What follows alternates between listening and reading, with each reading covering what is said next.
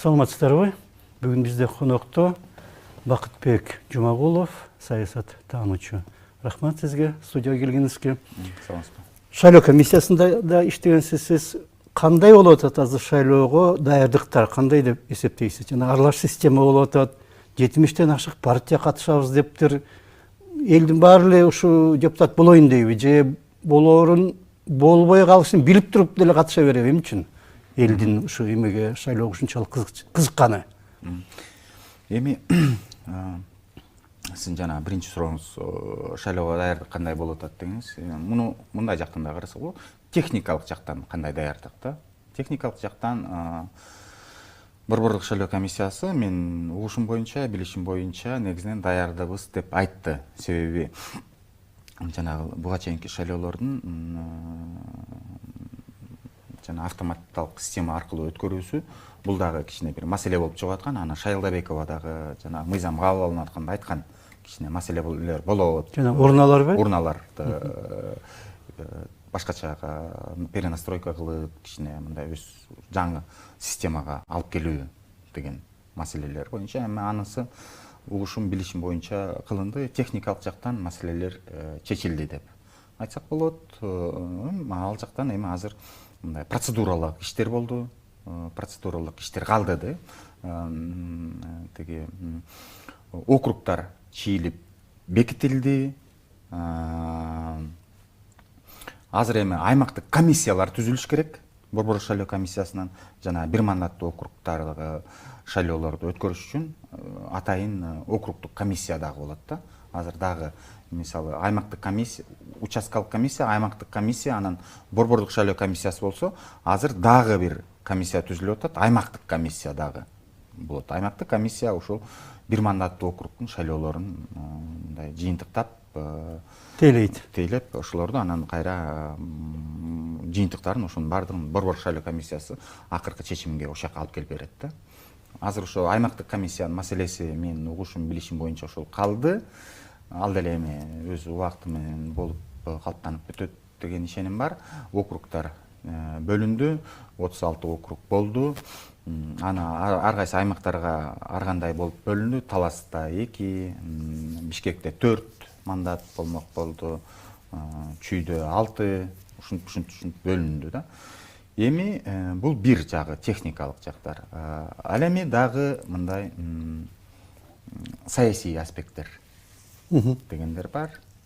Саясий аспекттер боюнча анын ичинен жана эки партия тигил же бул маселелер боюнча туура эмес келип,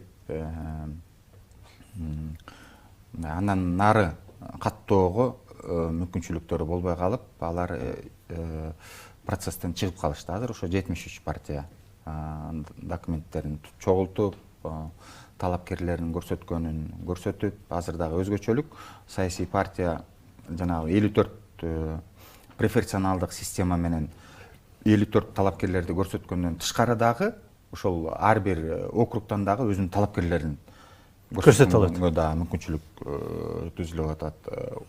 Эми ошол 73 партия кандай иш аракеттерди алып барат? Кээ бирлер жөн эле өздөрүнүн талапкерлерин эле жанагы бир мандаттуу округтан көрсөтүү жагында иштешип калабы, же болбосо жанагы 54 талапкерди калптап тиздеп баардыгы катышабы? Бул чоң суроо. Же болбосо соодалашып тиги бул партияларга кирип кетеби? Кандай болот? Биригип. Мисалы азыр мына биринчи процесста ушул саясий аспекттерди мына реформа менен ата мекен биригебиз деп жарыялоо кылышты. Бирок кандай биригүү болот белгилене элек. Ата мекен реформанын эмеси менен барабы? Аты менен же реформа ата мекен экөөнүн бириктирип атаса болбойбу? Ал болбой калат, юридикалык, технический дагы болбой калат да. Эгер тигил же бул партия биригем десе, ал ошол жана каттоого заявка берген саясий партиянын улардын мүмкүнчүлүгү партиянын астында гана бара алат да. Башка же реформа ата мекенге кириш керек, же ата мекен реформага кириш керек. Только ушундай. Ушундай да. Ооба. ушул процесстерди негизинен партиялар жөнүндө айтып калдык. Эмне үчүн бир дагы партия өзү жалгыз эмете албайт экен? Сөзсүз бирөө менен биригиш керек. Ушунчалык начарбы биздин партиялар? Жок, эме бир дагы партия эмес, негизинен ушундай биригүү, соода жүргүзүү, бул азыркы кездеги, азыркы этаптагы 2020 жылындагы саясий партиялар кризиске келген. Биз аны айтыш керекпиз. Былтыр, октябрь. Бул саясий партиянын кризиси. Мындай байкасаңыз, уткан партиялар бийликти сактап калбай алды. Утулган партиялар бийликти кетирип койду. Тоңкуруп салышты. Түшүнүп атасыздарбы? Бул кризис. Аябай. Значит, что-то пошло не так дегендей в нашем королевстве. Что прошло не так? Вот этот важный вопрос, да? Что пошло? Победившие партии не смогли удержать. Да, те, которые получили поддержку населения, там собрали 3 партии голоса, 100 да. мандатов получили. Представляете? 3 партии 100 мандатов. И там 2 партии 20 мандатов как-то поделили там, вот, по итогам это Бүтүн там 12 получал и 8 Мекенчиль, кажется, получал, да, по результатам, да. Но получилось совсем, так сказать, как-то все так, те проигравшие партии. Вот, это все говорит, мун бардыгы кечирип койсуз, мун бардыгы саясий партиялардын кризисине алып келди да. Эмне болуп кетти деген суроолорго жооп бериш керекпиз. Бул боюнча ар кандай жооптор бар, ар кандай ой пикирлер бар. Изилдөө жүргүзүш керекпи, белгисиз да. Бирок азыр саясий партиялар ушу берип атышат, баардыгы ушу каттоодон өтөт дегенге ишене албайбыз. Ушинтип биригип тигил бул партияны колдойм деп туруп кандайдыр менен бир 20-25 айланасындагы Калат. 30 болуп калышы мүмкүн. Партиялар кризиси деп атасыз. Макул, тигилер утулгандар беркилерди өңтөрүп койду. Демек, ошол уткандар деле, утулбагандар деле, алар аты гана саясий партия болуп, ачындыгында саясий партия эмес го. Мындайдан Нарынагай. Мына биз эгемендүү жолубузду алганда, мына 30 жылдан бери биринчи саясий партиялар кыймыл аракеттери башталды да, эгемендүү жолубуз. Мына Атамекен, ЭРК деген 90-жылдарда СДПК калыптана баштады да. Маселе мындай болуп атат. Ошо менен бирге бийлик дагы өзүнүн саясий партиясын калыптап баштап атты да. Алга Кыргызстан. Арбашкат менен, ооба. Алга Кыргызстан. Алга Кыргызстан жеңип келди 2005-жылы. Жеңип келди. Мандаттарды алды.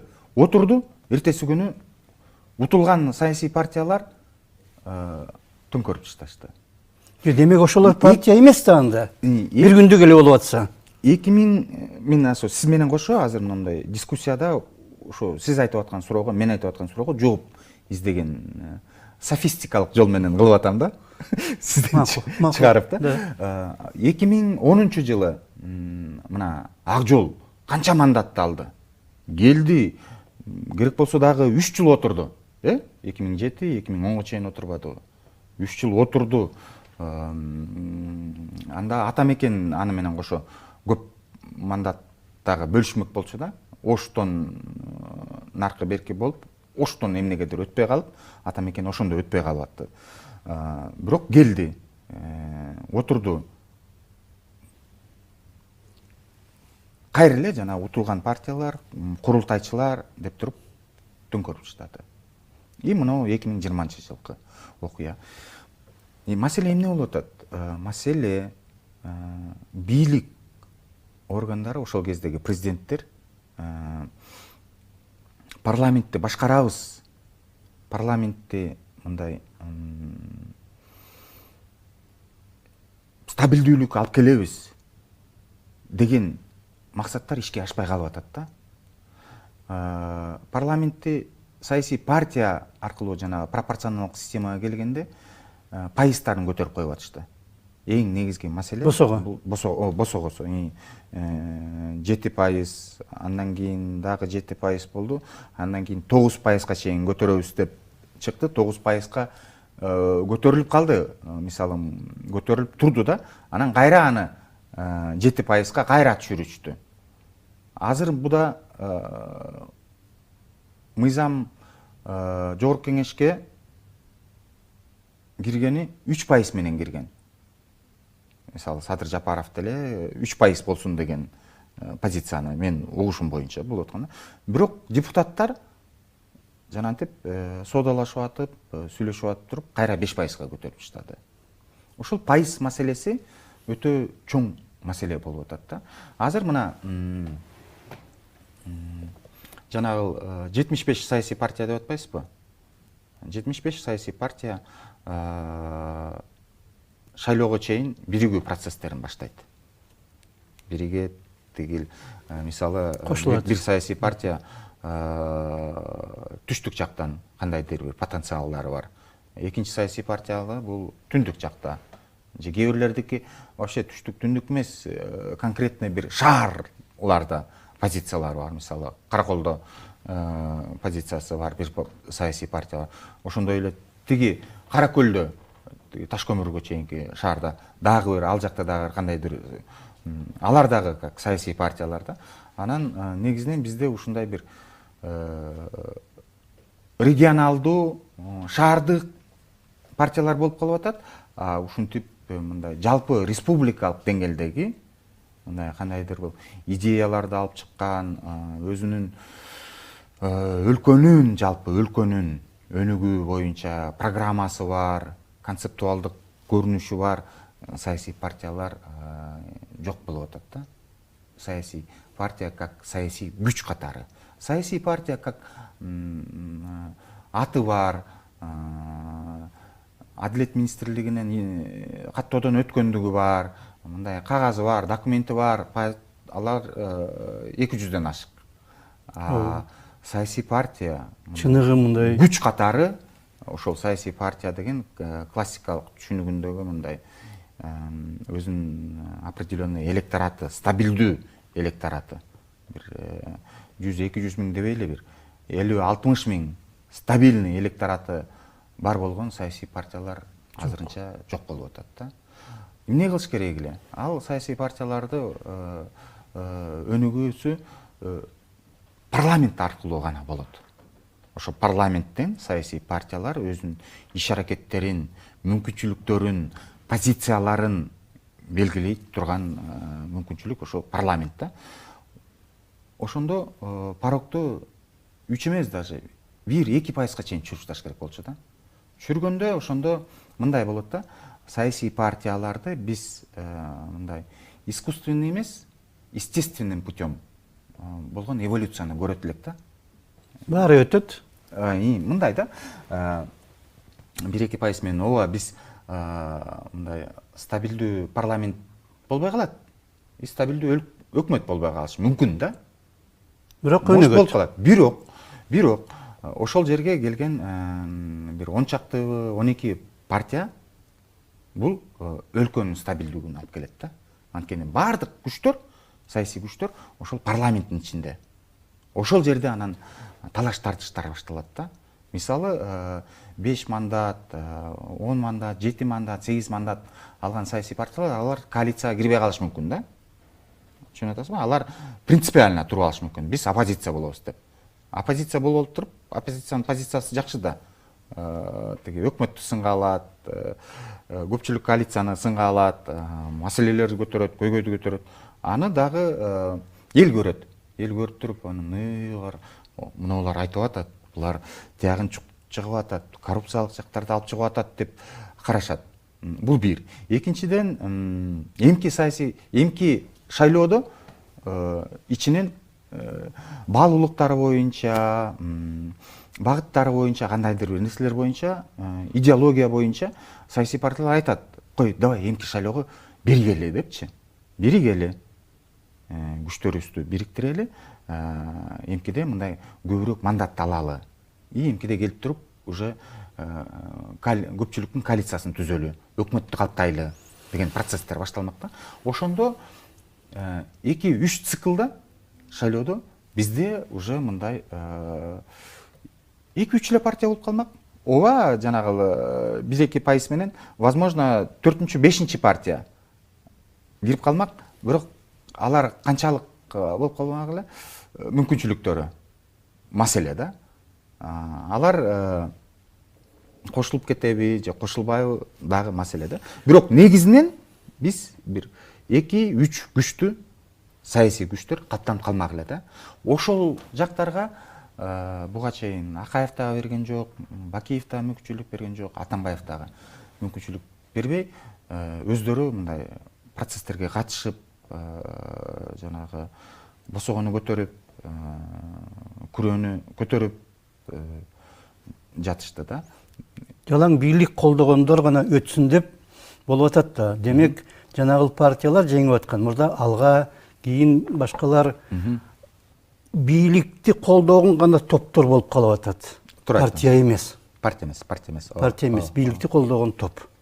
И ошол ар бир шайлоодо эле башка бийлик болуп калса, ошол бийликти колдогондор ооп кетип атат. Ооп кетип атат. Кээбирлер ооп кетип атат. Принципиалдуу кандайдыр позициясы жок партиялар дагы, инсандар дагы болуп калып атат. Бийликти колдогондор гана. Бийликти колдобогондор өтпөй калып атат. Аны атайлап бийлик жазап атат, жанагыдай босого эмне кылып дегеле эмени парламентте толук эле басып алышпадыбы? Парламентте аталат, чындыгында аны президенттик администрация кандай кааласа ошентип калчайт. Ушундай болуп калат да. Ошон үчүн партия өнүкпөй атат да. Аны эл дагы көрүп атты, бардыгы көрүп атты. Биз эксперттер дагы көрүп аттык, ал маселелерди айтып дагы жаттык. Укпады, көрбөдү. Анан мына ошо 20-жылкы окуялар болду. Азыркы кылып атканы эме жана бир мандаттуу киргизебиз деп атканы бул Садыр Жапаровдун дагы президенттикке коюп аткан мындай программдык өзүнүн заявлениясы болгон, бир мандаттуу округ эмнеден келип чыгып атат. Жанагы жабык тизме болуп, саясий партиялар жана сиз айтып аткандай бийликти колдоп эле жатканы менен шайлоочу менен талапкер келечектеги депутаттын байланышы жок болуп калган да. Байланыш эмне болуп калды? Байланыш болуп калды. Талапкер бийлик, талапкер саясий партиянын лидери. И ортодо эмне? Финансылык ресурстар. Талапкер менен партиянын ортосунда бийлик болуп атат. Ортомчу. Негизинен Конституциядагы бийликтин булагы ким болуп саналат? Эл. Эл. Түшүнүп атасыздарбы? Ошол нерсе менен жанагы маселе уткан партиялар кармалбай калып атат, утулган партиялар төңкөрүп коюп атат. Себеби утулган партиялар алар эл менен көбүнчө мындай стратегиясын, тактикасын дагы ушу эл жак менен, массал менен, мындай идея жактарын, адилет маселелери жак менен иш аракеттерди алып барган да. Ошонун арты менен болуп кетти. Анан азыр муну бир мандаттуу мажоритардык система ошол кризис болуп калгандын ситуациясына мындай бир жооп катары да карасак болот. Бирок мажоритардык системанын дагы кичине мындай конфликттик дагы көп дагы маселелери бар да. Ошол жагын мындай стабилдештирип койсо, в целом бул модель иштеп эле жатат. Мисалы Германияда дагы ушундай да, аралаш система. Германия, Японияда аралаш система. Анан постсоветтик өлкөлөрдө Орусия, Украина жакында, Украина мына бирби эки шайлоосун ушу аралаш системасы менен. Аларда дагы, Украинада дагы так биздикиндей кризис маселе болгондо, Украинада дагы ушундай олигархия маселеси болуп, ушинтип саясий партиялар өзүнчө болуп калып, элдин көйгөйлөрү биякта калып калып, олигарх менен бийликтин ортосундагы эле мамиле болуп калып, ошонун арты менен Украинада да окуяларды байкап атпайсызбы? Эми мына бийлик маселенин баарын чыгарып аткан бийлик болуп атат да.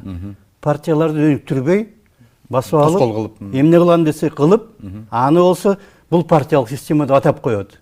Кийинки бийлик башкача кылат, баары бир баарын өзү чечет дагы, бул мажоритардыктын эмеси болчу, маселеси болчу деп. Канча мажоритардык болду эле мурда, Акаевдин учурунда. Канча эме болгон, соттошуу болгон, бири-бирин аткан учурлар болгон да, жана шайлоонун айынан. Өтө конфликттүү болгон. Аябай.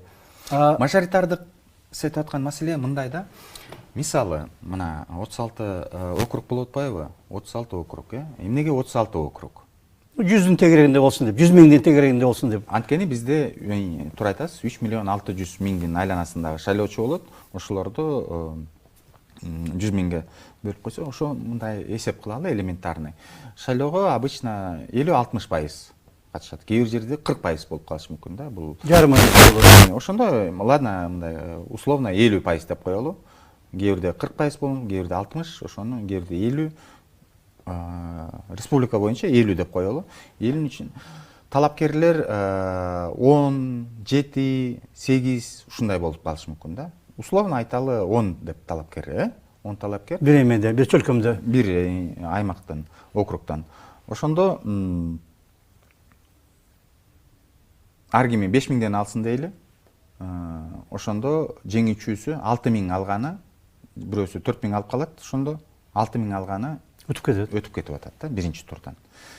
Тиги жакта 44 миңдин маселеси, наразычылык болуп калып атат да. Тигил же бул 44 миң адам каршы чыккан, а бирок бул шайланды. 44 миң возможно колдойт. Анын ичинде көп факторлор болушу мүмкүн. 44 миңдин ичиндечи, 44 миңдин ичинде этникалык маселе болуп калышы мүмкүн. 44 миңдин ичинде уруучулук маселе болуп калышы мүмкүн. 44 миңдин ичинде регионалдык маселе болуп калышы мүмкүн. Ушундай факторлор ойноп кетиши мүмкүн да, бул бир. Экинчиден 44 миңди жалпысынан 36 округга көбөйткөндө канча болуп кетип атат? Аябай. 1 миллион 400 миңдин айланасы болуп калып атат. Ошондо 1 миллион 400 миңдин наразычылык в целом болуп калып атат да. Ушундай кичине мындай буларды риск катары деп айтып. Жок, андан азыраак го, анткени 3 миллион 600 болсо, анын жарымы катышты, 1 миллион 800. Ошонун 44%. Жарымы 1 миллионго жакын адам. 1 миллионго жакын. Бирок бул көп да. Көп, өтө көп. Бул бир. Экинчиден, ушундай наразычылыктарды жанагы пайыздын мен айтып аткан, жана 1-2ге чейин чүрүп пайыз менен жаап койсо болмок да. Баары өтсүн, анан кийин жанагы бир мандаттуу конфликттик потенциалды жана 1-2%га чүрүп ташы менен саясий партия деген бул саясий күч да, кандай дебесек дагычы, алар парламентке келгени менен ошол бир мандаттуу округдардын мындай протестный потенциалын жаып коймок эле да. Азыр дагы мүмкүнчүлүк бар негизинен ошо парламентте. Эгер ушундай моменттерди колдонуп эметип койсо, андай жакшы болот эле деген. Бирок кандай болот? Жана 5%га көбөйгөнү парламентте отурган адамдар өздөрү үчүн жасап атат, туурабы? Эми да алар дагы ошо соодалашуу үчүн өздөрү алар ойлоп атышат да, биз мындай күч болуп калдык, биз шайлоо өткөргөндү билебиз. Бизге каршы күч чыкмак эле. Ооба. Ошон үчүн анан башка майда чүлөрдү кошпой эле өзүбүз ушул порогду өтүп алабыз, анан кайра келип туруп парламентке отуруп калабыз. Бирок тарыхта көрүп атпайбызбы? Жеңген адам утулат болуп калат. Жеңилгендер кайра. Ушул маселе да, чоң маселе. Азыркы кезде мындай риск категориясына киргизип койсок болот да. Бирок экинчи жагынан жанагыдай босогон өтө эле төмөн кылып койсо, жөн эле көчөдөгү адамдар да кирип кетиши мүмкүн да. Кечөөнү партия түзүмүш болуп, бир нерсени каттап коюп, анан шайлоодон өтүп кетип. Ооба. Аны элет болуп ошол парламент болмок да. Ооба, возможно кирип калат, эме болот да. Анан аны дагы ошо эмки шайлоодо карайт, эметет. Бирок улам өз жолу менен саясий партиялар ушинтип өсмөк да. Мындай болуп калат деп эле жанагы жолго барбай койгон туура эмес да. Мүмкүнчүлүктөрдү бериш керек. Мындай да, ат чабыш бар го? Ат чабыш. Чын атасыздар? Да. Атты чабышканда тиги бир атты күчөтүп коюп, тигинтип минтип коюп эметкенде, же болбосо бир атты нормально даярдап эметсең, кимиси жеңип чыгат. Анан бирөөнү тарткылап, бирөөнү кармап, экинчисин болсо так коруп тургулап, биринчи кое берип койгону ал жыйынтыгы болбой калат да. Бардыгын теңме-тең кое берет, аттарды. Түп-түз коюп туруп, анан ачылат, анан аттар анан чабып кетет да. Кимиси жеңет, күчтүүлөрү жеңет. Буга чейин даярдангандары жакшылап туура тамагын бергени, бардык бергени. Бул деле ушундай ат чабыш да. Тоскоолдук, жасалма тоскоолдук түзбөш керек. Жасалма тоскоолдук ат чабышты кылып койсоң, жюрилер отурат, эл отурат, бул болбойт, кандай болуп калды, туура эмес болуп калды дегенде. Эгер биз демократиялык жол менен ушундан ары жылы беребиз десек да. Ал эми башкача жол менен десек, бардыгы айтат Россия менен Казакстанда да. Мына Өзбекстан жактар, Түркмөнстан айтпай эле коеюн. Эми мындай да, Кыргызстанда, Казакстанда биз аларга теңелбеш керекпиз. Теңелбеш керекпиз. Аларга жанагындай система это роскошь. Алардын огромный нефть запастары бар. Огромный газ запастары бар. Ошон менен алар жанагындай нерсени өзүнө позволять этип атат да. Өзүнүн жана бийлик партиясын Единая Россия бул бийлик. Нур Отан бул бийликтики. Кичине бир маселелер көтөрүлүп атса, мына силерге ипотека деп таштайт. Бирдеме десе, мына силерге материнский капитал. Бирдеме десе, мына силердин кредиттериңер кесилди. Болду, социальный эме түшүп калып атат да. Бизде андай мүмкүнчүлүк жок болуп атпайбы? Бизде мына кумтор маселеси болду эле, мына канча жылдан бери айтып келет. Азыр эми кумтор буйруса алынып атат, маселелер көтөрүлүп атат. Алда кандай болот чоң суроо, бирок негизинен ошол процесс башталды да. Кумтор Кыргызстан үчүн өтө чоң маселе. Бул отдельный тема, бирок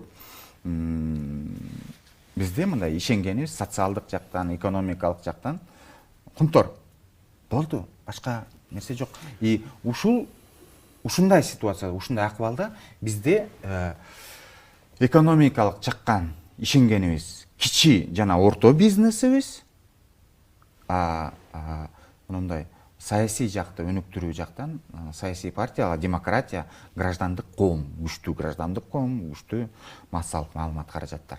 Ушул нерселерге таянып иш аракеттер. Теңелбеш керекпиз дедиңиз тиги кошуна мамлекеттерге. Ошол кошуна мамлекеттердин таасиринен болгон жокпу биздеги маселелер? Ал маселе болуп атат. Ооба, мындай да, мисалы берде азыр ключевой оюнчу Орусия. Анткени ушул Борбордук Азия өлкөлөрү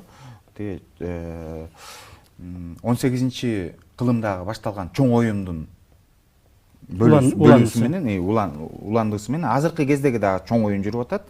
И мындай сфера влияния дегени Борбордук Азия, Орусиянын сферасы, тиги Индия, Улуу Британияныкы, азыр Америкадагы мындай стратегиялык келишимдерди кылып атат. Анан ортодо мына Афганистан эле болуп эле жатышат. Канча кылымдардан бери чырчытактар, талаш тартыштар болуп келатат. Акыркысы Америка канча империялардын башын жутту Афганистан. Жок, ал макул эме. Мындай эми Орусия ушул как сфера влияния катары ага удобнее разговаривать с президентом. Вот, ушу маселеде. Удобнее разговаривать с президентом и решать вопросы с президентом.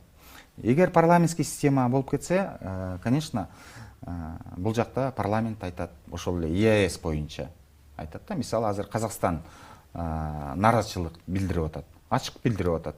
1 жылбы, 2 жыл мурун Касым-Жомарт Токаев ЕАЭСтин стратегиясын, өнүгүү стратегиясы 2025 жылга чейин кабыл алмак болчу, кол койбой койду. Токтотуп коюшту. Анткени ЕАЭСтин кандай отрицательный эффекттерин байкап атабыз, экономикага терс таасирлери катуу болуп атат деген нерсе менен токтотуп азыр коюла элек ошол ошо ойдон 25 стратегияга өнүгүүсү да.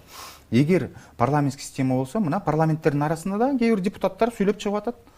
Абдывахап Нурбаев кадимки керек эмне мында. Алтынбек Сулайманов айтып атат. Эгер ошондой өкмөттөр кылып калса, возможно, ал жерден уже көтөрүлүп чыкмак канда койгула мындай башка мына Кытайдыкы проекция канча жылдан бери ишке ашпай келип атат, жанагы темир жол маселеси. Кытай, Кыргызстан, Өзбекстан. Ал Кыргызстан үчүн, Өзбекстан үчүн, Борбордук Азия үчүн кандай мүмкүнчүлүктөрдү бермегиле ишке ашпай атат да. Туура айтасыз. Россияга жакпайт ал. Конечно, жакпайт. Бул жактыкы ошо түштүк чек ара болуп атат. Эми да мына убада кылбадыбы эле президенттик кемеге биз азыр убакыт калыптыр 1-2 минут. Президенттик башкарууга өтөбүз деген, анда премьер жоголуш керек эле. Ошол Орусиянын таасири алдында премьер жоюлбай калды окшойт. Анткени Садыржап айтып калбады, жанагы премьерлердин жыйынына ким бармак эле. Тияка да мен барып, бияка да мен барамбы дегендей ушундай нерсе сыяктуу болуп калып, аны калтырып койду. Кабинет деп атын эле өзгөрттү, чындыгында ооба, албетте андай таасир болуп жатат, аны эске алыш керекпиз. Бирок ошол бул келечектеги чоң маселе. Эми мындай айтсак, убагында мисалы Иранды өзүңүз билесиз, 18-чи мына 76-жылга чейин эле, ислам революциясына чейин эле Иран бир Советтер Союзунун влияниясында болуп, бир кайра Англияныкында болуп эметип, 78-жылы ислам революциясынан кийин Иран өзүнчө фигура болуп, мына азыр регионалдуу фигура деп айтсак болот.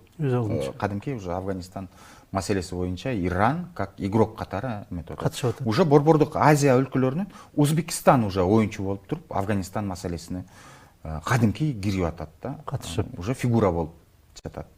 Анан Кыргызстандагы мен ойлойм, ушу бир убактысы келет. Ушундай бир фигура болуп турган мүмкүнчүлүктөр болуп калат, түзүлүп калат. Биздин убактыбыз бүтүп калыптыр. 30 минут. Рахмат сизге. Бизде конокто Бакытбек Жумагулов болду, саясат таануучу. Рахмат сизге. Саламатыңыздар.